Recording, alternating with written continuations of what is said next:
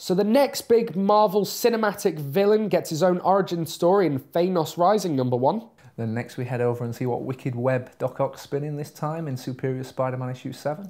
And we have a brand new creative team on Action Comics with Andy Diggle and Tony Daniel.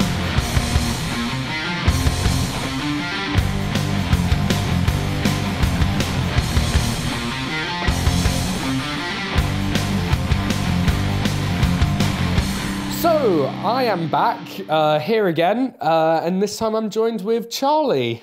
First time on the show, good to have you here. How you doing? Yeah, good, thanks, man. Thanks for having us on. No, our pleasure. My pleasure anyway. I'm sure Dan's watching this somewhere enjoying the show. Sure. So we'll dive straight into it this week with the big #1 being Thanos Rising, with the creative team of Jason Aaron, who's, I mean, is there anything he's not writing at the moment? He's Love that guy. Wolverine and the X-Men. He's just finished up on Scalp. We interviewed him on the show. And art by, is it Simon or Simoon? Not familiar with him, actually, I must admit. Bidanchi. He's worked on Wolverine before. Right. I think he's worked on an X-Men title as well. But this is my first major exposure to him. Yeah. And the story of Thanos Rising is basically an origin story going all the way back to his childhood and how he became the mad titan that he is today.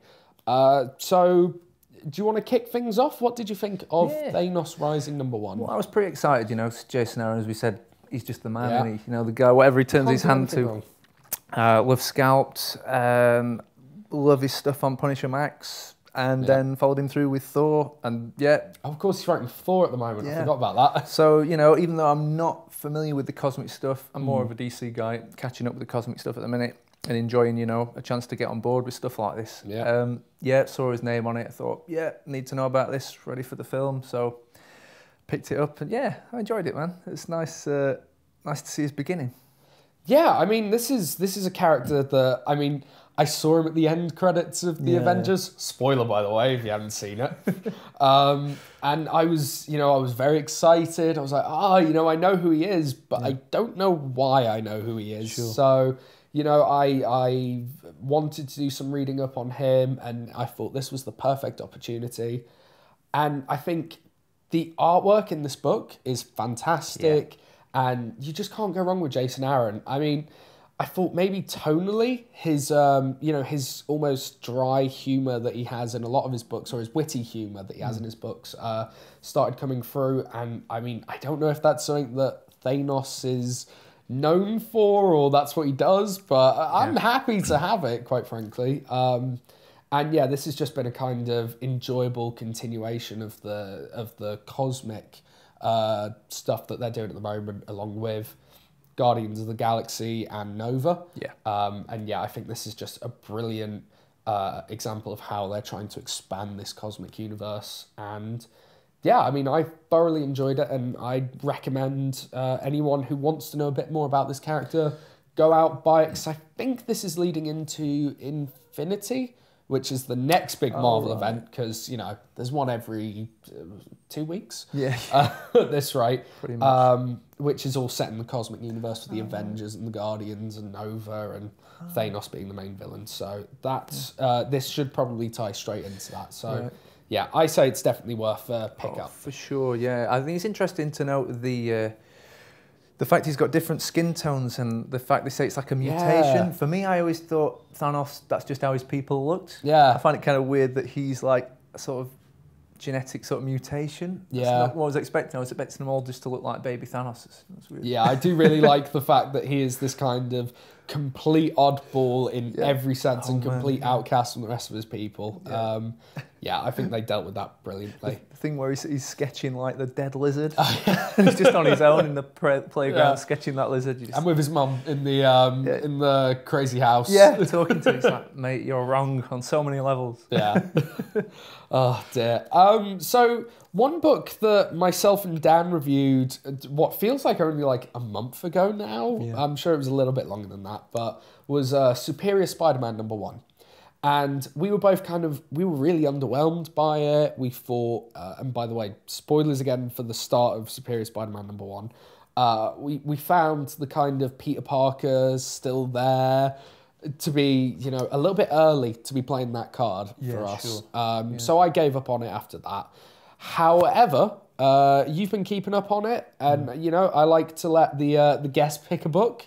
So I read through Superior Spider-Man and the continuing adventures of Doc Ock as Spider-Man, and I'm really interested to see what it is about this book that's kept you reading it after issue 1, and what kept you hooked on, and what you thought of the newest issue. Yeah, sure. Well, yeah, it really made an impression. I think Spider-Man for me, you know, as I say, I'm more of a DC guy, but I've delved into Spider-Man over the years.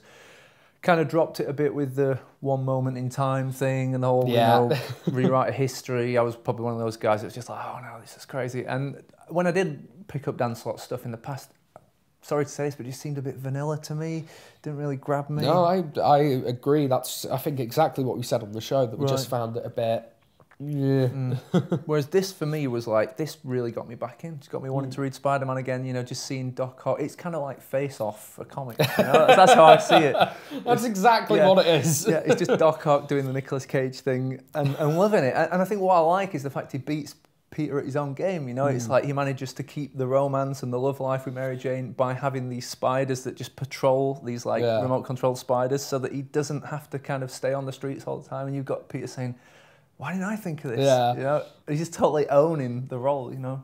Yeah. But I agree with you. I think they brought Peter Parker in far too quickly. I wonder if that was maybe editors saying, you know, look, fans are only going to keep reading this. Yeah. It's kind of like the old Pulp Fiction thing, and it's like, don't worry, John Travolta's alive at the end, you know. And the studio bigwigs say, oh, that's all right. And it kind of felt the same with this, you know. It's like, we've got to reassure the fans Parker's still there. So you've got this kind of like, what do you call it, like Dickens kind of... like almost Nightmare, not Nightmare Before Christmas Carol. Christmas Carol. Yeah, you've got this kind of him following around helpless, and you just kind of, oh man, just leave it a bit before you start doing that. Yeah, I mean, I do still have that complaint. I think, you know, they just brought it in too soon, and having Doc Ock doing his web swinging through the streets, which, I mean, the artwork in that book is fantastic. Like, it's so Spider-Man. Yeah. Like, it's exactly what I want in a Spider-Man book. But I feel as though like these big splash pages are ruined by having a ghost Spider-Man going behind with his own speech bubbles. And I mean, it sounds harsh for a guy who's dead, but it's like, change the record. Like, every word that comes out of his mouth is, oh, you Doc Ock, I'm going to get you. And it's just getting a bit boring with that repetitiveness. And in issue 7, we start to see some progress with the kind of, you know, him trying to get his body back. And I hear that, you know, issue 9 of Superior Spider-Man is the one to be reading. Yeah. But, I mean, I will admit I may have been a bit too strong on this book, because I thoroughly enjoyed catching up on it. That's good. I found it to be a really light-hearted, fun read, which is what I expect from a Spider-Man book. There's a few things that kind of took me off guard. Right. Didn't know about J. Jonah Jameson being the mayor, so I was like, what? How has this happened? Yeah. And, you know, I didn't know who this detective ex-girlfriend was and things like that. But, you know, you catch up pretty quickly. It's great to see kind of old villains like the Vulture remake appearances. And yeah, I mean, it's just been a really fun ride. And for those who haven't bought it in singles, which, to be honest, I don't think I'd recommend. I think I'd recommend go and get it in the trade, because make a nice trade, yeah, as I think they're bringing out the Marvel Nows in 5-issue increments. Yeah. I'd say it's definitely worth getting those 5 issues, because it is just such fun to read. I will say though that they are kind of, I feel as though they're almost stepping on the Batman shoes, like with the whole moral dilemma of, do I kill my arch enemies and things like that. I'm like, that's kind of Batman's game. He's the one who has that deep internal struggle. But, you know, I do enjoy seeing it from Spider-Man's perspective, and it has been a fun book. So I'd say go and pick up the trade. Oh, yeah. No, I think it's definitely one of the... I mean, for me, I think on the anniversary of Spider-Man, you know, I mean, what is it now? How many years is it now? It's issue 700. don't know, we hit... Something 60 maybe? 50 or 60? Yeah, I haven't got the maths right now. We both got colds, haven't we? Yeah, sorry if our voices keep changing. It is because we're both ill today. But for me, like a character like Spidey, you know, where the very fact was when he appeared in the 60s, you know, the early 60s, he was so different to anything else. Yeah. To do an issue 700 onwards and just do a regular run-of-the-mill story, that's not in the spirit of Spider-Man. For me, shaking it up and doing something completely different, that totally fits the ethos of what, you know, Spidey's all about. You know? Yeah, no, definitely. And again, worth a read. Oh, and the other thing that, just quickly to throw in, I didn't realise that Peter Parker had gotten so old. Like, when he goes back to the campus and they're like, oh, you're all right, I haven't seen you around. And he's like, oh, I haven't been here in a long time. Yeah. I just couldn't help but think, oh, how long's it been? That's so weird. Poor guy. I'm not a regular Spider-Man reader, but I really want to be. Similar, in fact, to Superman. Segue, who I'm also not a regular reader of. I don't read Superman. I read the first, I want to say 8 issues of Action Comics. No, 6 issues of Action Comics and gave up because I really like Grant Morrison, but I find sometimes his work is a little bit too all over the place. Sure. Dan likes to say it's because I don't like to put effort into my comic book reading. Because you're going to say you don't like drugs. That too, and neither should you, kids. But yeah, I found it all a bit too much for me. So I saw that there was a new creative team, Andy Diggle, who's famous for Green Arrow Year One. Yeah. He's also famous for Snapshot, which he's doing at the moment, and I mean, so many other books. And Tony S. Daniel, who's just come off a run on Detective Comics, both writing and drawing. Yeah, he does seem to be their kind of like reliable guy at the minute, doesn't he? With everyone leaving and stuff, he's the man that kind of delivers that, you know. Well, he jumped onto Justice League as well, about issue 12, and we reviewed that. I think that was the first week of the show, actually. Right. And I complained that I found him to be a bit of a Jim Lee clone in his art style. So I picked up this issue of Action Comics with kind of hesitation. As I said, it's a new jumping on point. He's gone to the Middle East to go and stop some machinery. You know, it's a pretty standard story with a little twist there at the end. So I suppose I should ask, what do you think of this creative change? Have you been reading any Action? Yeah. And what did you think of the book? Okay, well, it's funny. I kind of probably started in comics with Superman, you know. I mean, probably in like mid-80s, we used to get these UK reprints a couple of years behind the States, you know, the magazine-sized ones like they do now. And it was the John Byrne run where they rebooted it, you know. Oh, okay. And it was very similar to the Christopher Reeve stuff that was happening at the time, you know. It looked exactly the same. It was a nice little run, you know, for somebody like me just to get on board as a kid. So that's my Superman, you know, and and I really want him to succeed. You know, Superman seems to have fell out of favour a bit, you know, because he's not got the darkness and stuff that's trendy now. So I just really always want there to be a good Superman book again, you know, because when it delivers, it really delivers, as we've seen, you know, with things like All-Star. And after All-Star being Grant Morrison, I thought, well, you know, this is the guy for the job. The first issue I thought was great. You know, I thought it took it back to kind of the golden age of Superman. You know, it was like he's up against big business again. He's got the Springsteen boots and the shirt and everything. A little tie-on cape as well. Yeah, and that's kind of, you know, the very foundations of Superman. I thought, yeah, he's got this right. You know, this feels like all that good stuff from the beginning of Superman. But then he just kind of seemed to lose his way, didn't he? He kind of, every now and again, he'd strike gold. Maybe the Obama one, the Obama-esque Superman of Earth, something or other. I stopped just before then. The last full issue I read was the Mom and Pa Kent finding him in the little backup issue, and I thought that was so lovely. And then the next issue I read, I think I got halfway through, and I just went, nah, I can't bother reading this anymore. It's too much. Real pick and mix. I like the Halloween one where he's in the Phantom Zone or something. That was cool. But with Crypto the Superdog. Yeah, but then again, you know, next issue you're just like, oh, what's going on? So I felt like it was a bit of a waste, really. You know, I don't know what was behind it, or maybe that is exactly what Grant Morrison wanted to do, and he was happy with it. But and I hear a lot of people feel the same way as us. You know, this kind of, you know, what was it all about? So it's nice to have another team, you know, another start on it.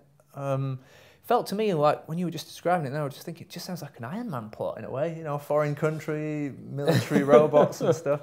And yeah, I agree, the art very kind of Jim Lee. Yes, that's kind of one of my problems with the New 52. I feel like so much of it is editorial, kind of saying you've all got to kind of have that Jim Lee look. Yeah. Whereas I don't get that with Marvel now. Everyone's got its own style, every book. Well, it's similar to what we were saying earlier off camera when we were talking about DC New 52's kind of approach to everything, like the 90s Marvel reboot. Like when everyone said you had to draw it like Rob Liefeld, and you had bizarre gimmicks like fold-out covers. WTF?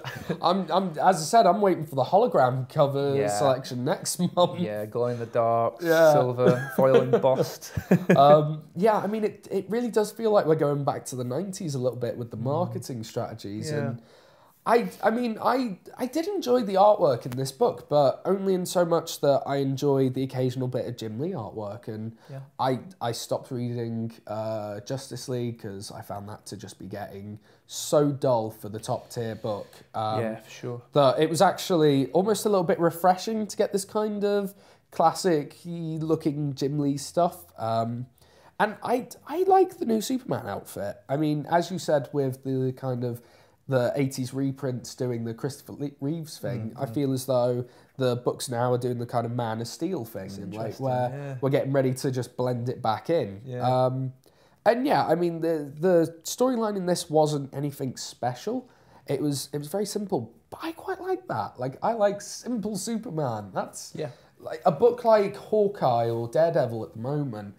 Superman could really take kind of points from, in that it doesn't have to be this crazy complex story. It can just be simple Superman versus corporate crime, or Superman versus Brainiac, or something like that. So, I mean, I enjoyed this issue, but I know Andy Diggle's coming off it after this one. Oh, really? He'd literally done one issue, and then they had some creative issues, and it's Tony Daniel who's continuing the story, and he didn't get much rating for his Detective Comics run, and I'm not too confident on it. So, I mean, if you're not a stickler for getting it issue by issue, maybe pick up this one. I mean, I feel as though there's better stuff out there on the shelves this week, but you know, if you do have a little bit spare, then pick it up. Otherwise, I'd probably say leave it. I think, you know, it was okay, but it's not what I hoped for. I think, for me, Superman now, I'm looking towards the Snyder, Jim Lee thing, you know. Well, even sooner than that, I'm really looking forward to the one that's had all the controversy at the moment, the Adventures of Superman? The Orson Scott Card. Yeah. Is that still happening? I heard it is still happening.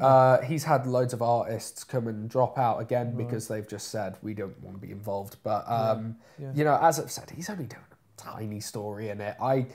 I mean, I don't like that that's all happening and that he's writing it, but at the same time, if he writes a good comic, he writes a good comic. This is the debate, isn't it? I mean, we were chatting about it with some other friends, weren't we? I'm sure most people are familiar with his sort of viewpoints, and sort of he gives funding to sort of anti-gay groups. Anti-gay activist groups, yeah, and it's like, you know, the whole thing, like... that's not what Superman is about, and... Should someone writing that be? Yeah, or should we just say, well, if they write a good Superman story, you know, it's like the old Frank Miller thing, isn't it? After his outburst, you know, is it still good work? And should you know, it's an interesting debate. I don't know how I feel about it. I don't know.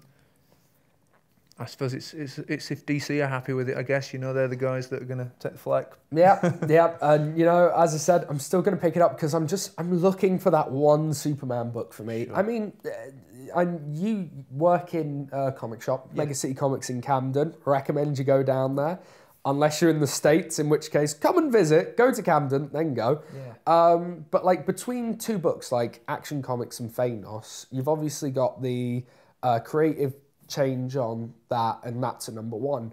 Which of those tends to sell more in the shop? Do you get a lot of people buying a book because of creative change, or is it literally only when it goes to #1 people start buying it? Interesting question, actually. So it depends. Sometimes you notice a little increase. I think things like, you know, Green Arrow, when Jeff Lemire took over and gave it a fresh start, he's hot now. You know, a lot of people are catching up on his old stuff like Sweet Tooth and Underwater Welder and stuff.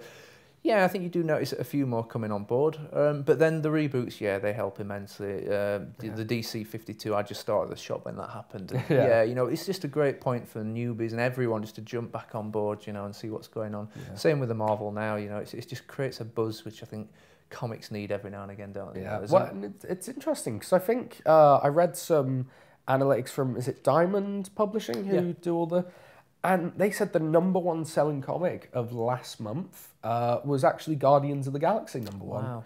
Which, considering all the #1s that came out, I find that quite amazing. But I suppose with all the buzz around the film and everything like that, and the fact it's at #1. Yeah, that's the thing. Yeah, and Diamond, yeah, the distributors, you know, distribute all the comics to all the shops, so their sales figures, you know, they're pretty accurate for what's going on. Yeah. I think it's more North America that, you know, the figures come from. I don't know if it counts overseas, but yeah, as you say, I think the films, you know, I mean, we notice it in the shop, things like Walking Dead, the TV series, the Avengers films. It does bring more people into the shops, you know. I really think it does.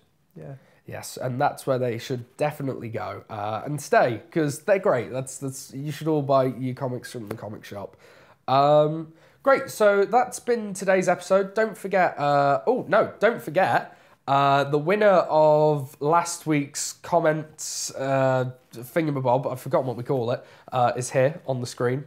And you won a copy of Nova Guardians of the Galaxy #1. Too many cosmic books. And if you want a chance to win Thanos Rising #1, leave a comment down below and we will pick one at random and you get a comic. Also, don't forget you can follow us on Twitter at Comic Book Show 1, where we post show updates and things like that. Is there anywhere that they can find yourself online? Do you have a little bit of a presence, anything like that? You know, to be honest, I don't. It's something I've got to work on. No, just presence in the shop, I guess. Make sure you head over to Mega City. I mean, that's the best way to get the comic chit chat, is to go into your local shop and speak to the friendly staff like Charlie. For sure. Yeah, we'll be there. Brilliant. And join us on Wednesday when we have the final round of the verses. Who wins? I'm ill. My brain's everywhere. It's the final round of the final episode of this round of Who Wins. So check that out. And join us on Friday when myself and Charlie will be going through our best of last month. We'll see you then. Mate, you're wrong on so many levels.